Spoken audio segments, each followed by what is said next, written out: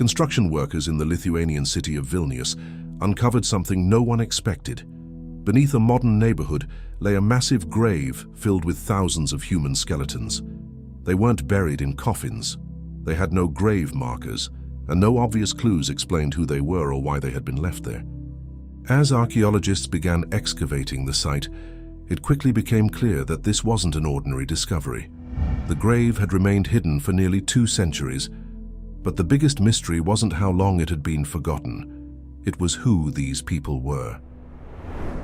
As the excavation continued, every skeleton was carefully documented before being removed, because what had first appeared to be a chaotic mass of human remains was slowly becoming something very different. Every layer of soil and every object recovered from the trench had the potential to answer the same question. Who were these people? The first clue was surprisingly small: a brass military button. Soon more buttons appeared, followed by fragments of uniforms, leather shoes, belt buckles, and other pieces of military equipment, quietly preserving a story that written records had long since forgotten. Not everything uncovered belonged to a soldier's uniform. Coins were found alongside the bodies, together with religious medals and other everyday objects that had survived simply because no one had ever returned to collect them. They weren't treasures. They were the ordinary things these men had carried through everyday life, becoming the last silent reminders that every set of remains belonged to someone who once had a home, a family, and a journey that ended here. As more artifacts emerged from the ground, another pattern began to appear. They didn't all point to the same country. Some could be traced to France, others to Poland, Italy, Germany, Spain, and several other parts of Europe, revealing that the men buried together had spoken different languages and come from places hundreds or even thousands of kilometers apart. There was only one army in Europe that matched a discovery like this. The grave belonged to Napoleon's Grande Armée, the vast multinational force that invaded Russia in 1812. More than 600,000 soldiers crossed the border at the beginning of the campaign, making it the largest army Europe had ever assembled. Identifying the dead answered one question, but raised another.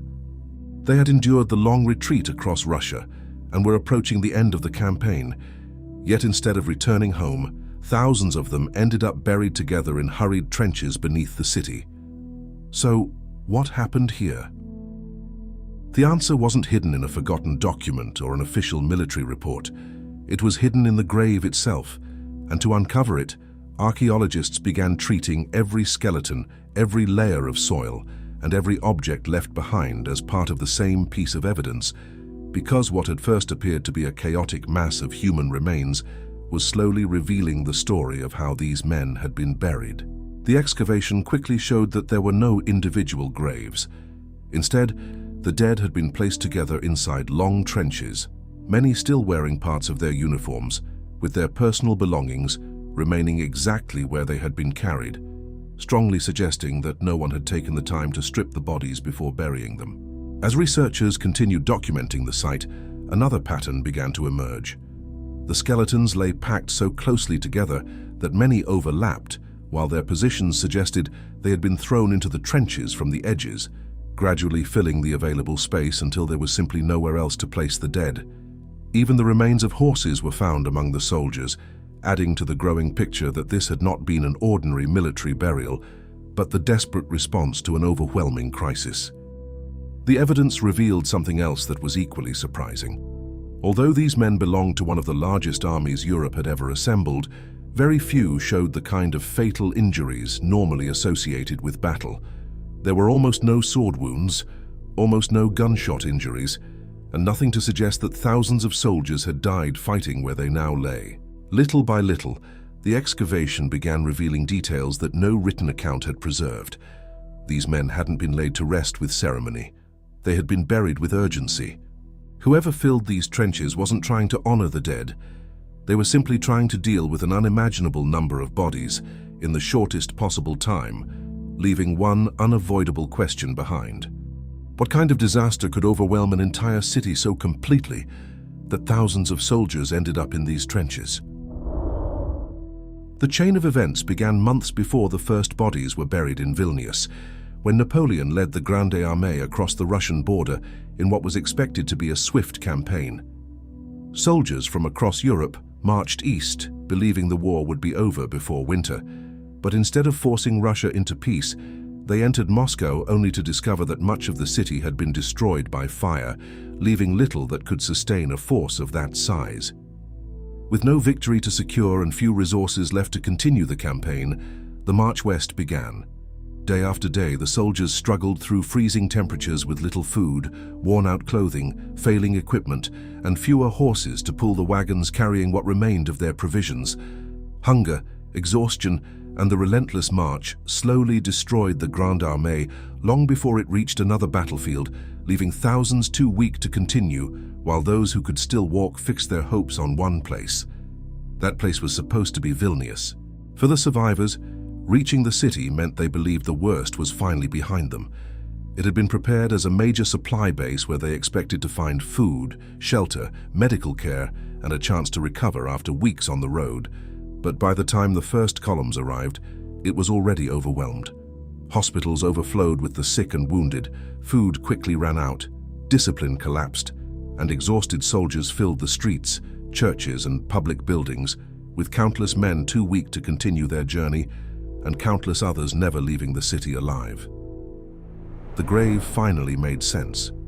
There was neither time for individual graves, nor the possibility of military funerals, and the dead were buried much as they had fallen, still wearing their uniforms and carrying the ordinary belongings they had brought with them.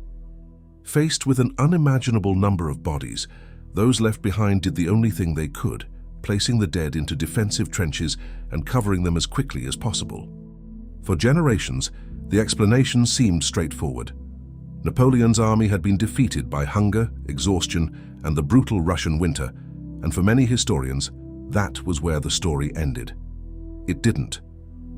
When scientists finally began examining the soldiers themselves, they discovered that history had overlooked an important part of the story. The excavation had revealed how these soldiers reached Vilnius and why they were buried in such haste, but it still couldn't explain what had actually killed them. By then, the explanation seemed complete. Hunger, exhaustion, and the brutal Russian winter had become inseparable from Napoleon's retreat, and few people had any reason to question that explanation. The skeletons, however, painted a more complicated picture. As researchers examined the remains, they found surprisingly little evidence that these men had died in battle. There were very few fatal combat injuries, while the bones instead reflected the physical toll of weeks spent marching under impossible conditions, showing an army pushed far beyond its limits long before it reached Vilnius. But the bones had reached the limit of what they could tell. The next clues came from somewhere unexpected: the soldiers' teeth. Protected inside the dental pulp, tiny traces of ancient DNA had survived since 1812, giving scientists a chance to search for evidence that had remained hidden for more than 2 centuries. In 2006, one research team analyzed samples taken from the grave and identified the bacteria responsible for epidemic typhus and trench fever, providing the first direct biological evidence that infectious disease had spread through Napoleon's army during its final march. For many, the mystery seemed solved. It wasn't. Nearly 20 years later, another team returned to the same grave using far more advanced DNA technology, capable of searching for a much wider range of pathogens than the earlier study had been designed to detect. This time, the results pointed toward paratyphoid fever and louse-borne relapsing fever, identifying bacteria that had gone unnoticed before and raising an obvious question. Had the first scientists been wrong? They hadn't. The 2 studies had simply examined different soldiers buried within the same mass grave, and together, they revealed something far more important than a single cause of death. These men had not all died from the same disease. Some carried one infection, others another, while many had already been weakened by starvation, freezing temperatures, and weeks of relentless exhaustion before disease spread through an army that was collapsing from every direction. Together, the evidence painted a very different picture. There had never been a single cause: cold, hunger, disease, exhaustion. Each disaster weakened the army further until they became impossible to separate, creating a catastrophe so overwhelming that archaeologists and scientists are still uncovering new pieces of the mystery hidden beneath the streets of Vilnius. More than 2 centuries later, most of those soldiers still have no names. Yet new archaeological discoveries and advances in science continue to reveal evidence that previous generations could never have seen. This grave is more than a reminder of Napoleon's defeat. It is one of the clearest archaeological records of what happens when an entire army collapses. It reminds us that the evidence beneath our feet can still rewrite history. If you enjoyed this investigation, help someone else discover it too. Like the video and subscribe if you haven't already. Some mysteries aren't solved by finding something new. They're solved by asking better questions. We'll keep asking them here on Riddle Me This Mysteries.